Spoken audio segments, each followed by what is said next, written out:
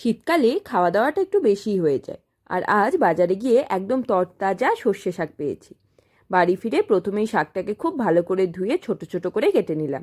তারপর দিয়ে দিলাম আদা, রসুন, পেঁয়াজ, অল্প জল আর নুন। ঢাকা দিয়ে হালকা সেদ্ধ করতে বসিয়ে দিলাম। সেদ্ধ হয়ে গেলে একটু ঠান্ডা করে পেস্ট করে নিলাম।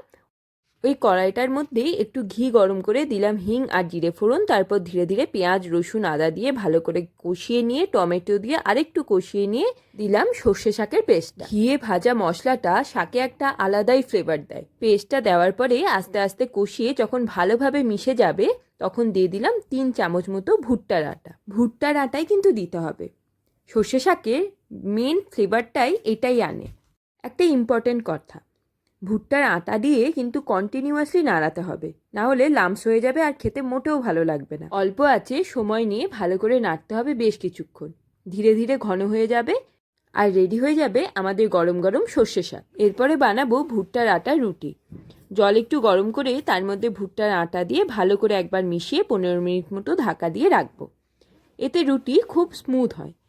তারপর হাত দিয়ে মোটামুটি 6-7 মিনিট মতো ভালো করে মেখে নেব। তারপরে রুটির মতো লেচি কেটে একটু মোটা মোটা করে বেলবো। তারপর তাওয়াতে ঘি লাগিয়ে একদম লো ফ্লেমে সময় নিয়ে এপিট ওপিট করে সেঁকে নেবো আর লাস্টে লাগিয়ে নেবো একটু ঘি।